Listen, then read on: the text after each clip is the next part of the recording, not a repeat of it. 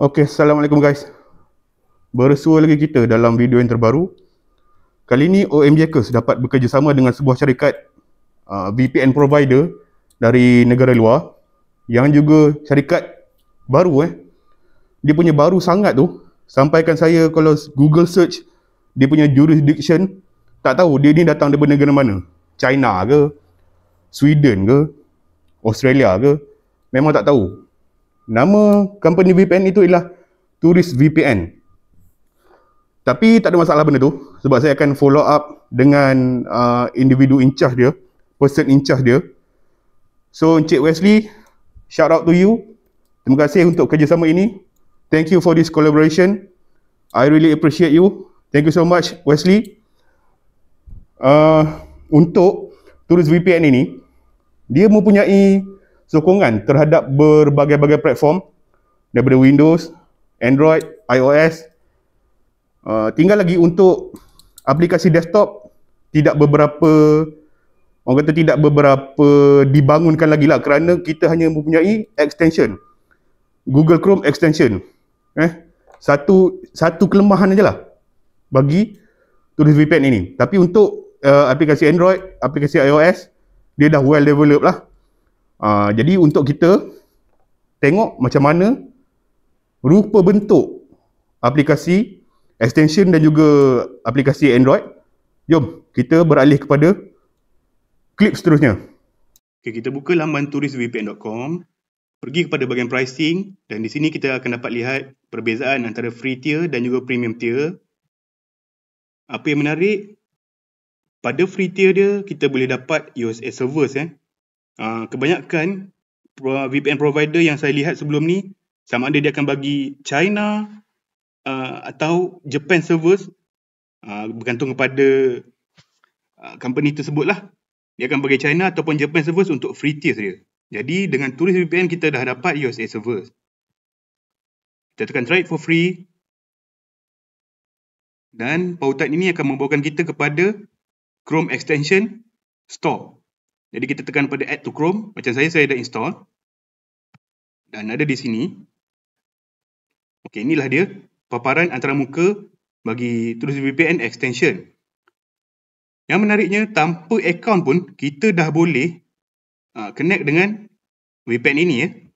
Bila kita tekan connect, kita boleh pilih VPN server dia yang percuma. Okey, jadi saya pilih San Jose, tekan connect. Dia akan ambil masa sikit. Okey, connection successful. Untuk memastikannya, buka laman web ni. Dan di sini kita dah dapat lihat paparan perincian IP address kita dah bertukar. Untuk memastikannya betul atau tidak, boleh buka extension tadi, pergi pada dashboard dan bandingkan sama tak IP address dia yang ni. Okey, IP address yang ni dan juga IP address yang ada pada laman web whatismyipaddress.com. Kalau kita klik more details, dekat sini kita boleh nampak lah perincian IP address yang diberikan oleh VPN kita. Seterusnya, ini adalah untuk memastikan adakah VPN ini leak kita punya IP address. Okey, nampak tak? Semua ini ialah DNS yang telah digunakan oleh aplikasi ataupun extension VPN touristvpn.com. Kesemuanya datang dari San Jose, United States. Tiada sembarang IP address dari Malaysia ataupun dari kita punya IP address kita sendirilah. Bererti Tourist VPN berjaya menyembunyikan IP address kita tanpa ada sebarang leaking information. Nampak tak? Bagus.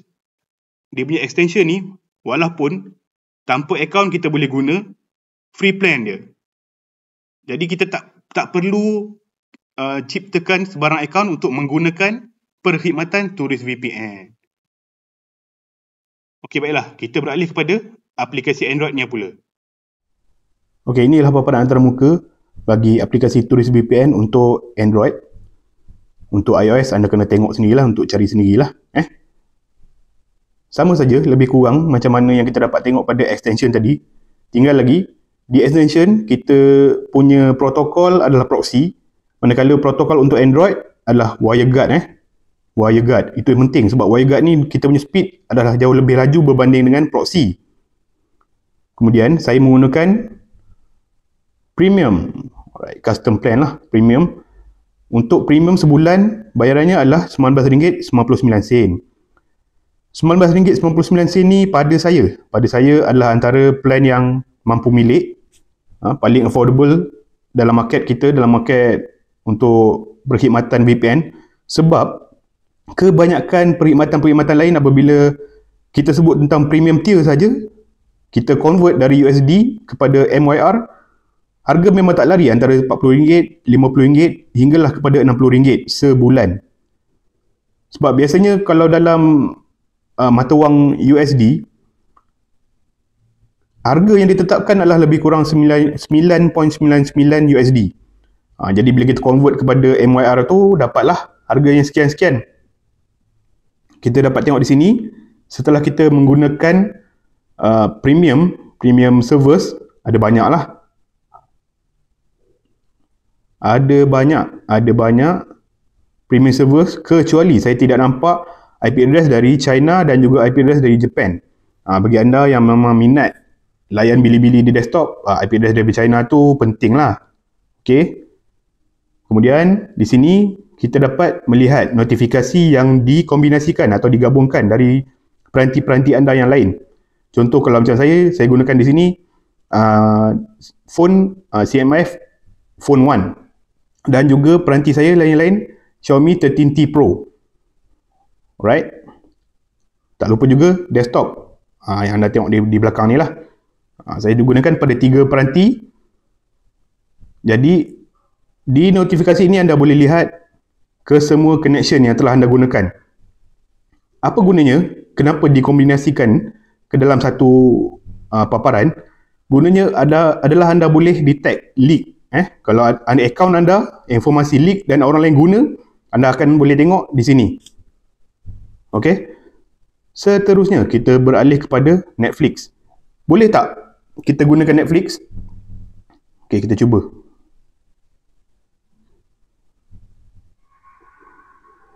Jawapannya boleh, guys. Ini filem King Kong lah. Apa tajuknya? Godzilla X Kong, The New Empire. Okay, tak perlu play lama-lama. Sebab kalau play lama-lama nanti saya bimbang, saya akan kena copyright. Okay, jadi setakat ini untuk aplikasi Android. Marilah kita beralih kepada outro. Let's roll the credits. Okay, korang pun dah tengok aplikasi untuk extension dia. Korang pun dah tengok aplikasi Android dia. Jadi kalau tanya pendapat saya sendirilah, buat sementara waktu ni, aplikasi desktop dia tidak beberapa memberangsangkan sangat lah. Sebab, ialah maklumlah, kita pakai extension saja. Tinggal lagi, kalau kita telusuri bagaimana Google sendiri melayan atau membangunkan aplikasi dia, kita tengok YouTube Music cukup lah. YouTube Music. Ada tak aplikasi desktop sampai hari ni? Mana ada? Saya sendiri guna Google YouTube Music ni dah bertahun lamanya. Tidak ada sebarang aplikasi desktop. Sama macam Spotify, tak ada. Memang tak ada. Jadi kalau kita tengok, mungkin untuk sementara waktu, turis VPN ni dia mensasarkan orang yang nak kepada sesuatu yang ringkas. Sesuatu ringkas, sesuatu yang mudah difahami untuk digunakan. Cuma disebabkan ianya dalam bentuk extension, dia tidak ada coverage ataupun dia tak cover lah untuk semua aplikasi dalam desktop. Dia hanya cover web browser saja. Itulah kelemahan dia bagi aplikasi desktop. Tapi untuk aplikasi Android tak ada masalah. Dia cover untuk satu operating system. Itu yang best. Untuk desktop buat sementara waktu. Sebab saya dah tanya pada Wesley, katanya aplikasi desktop memang akan dibangunkan. Mereka ni pelan-pelan. Untuk sebuah startup, Bagi saya, ia adalah satu permulaan yang baik. Kita boleh tengok pembangunan dia dari semasa ke semasa. Jadi kita tidaklah terlalu kelam kabut.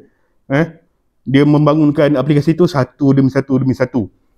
Harganya RM19.99 sebulan. Jadi boleh dikatakan mampu milik, mampu langgan. Walaupun nak kata murah sangat tu tak murah sangat. Sebab dia apa-apa harga sekalipun, bila di-convert kepada ringgit Malaysia memang akan jadi mahal. Tak boleh nak buat apa. Oleh itu, untuk anda yang berminat nak langgan, bolehlah klik link dalam description, terus kepada website Turis VPN. Bagi yang dah cuba, boleh tulis dalam ruang komen. Apa-apa hal sekalipun, kita jumpa dalam next video. Terima kasih kerana telah menonton. Assalamualaikum.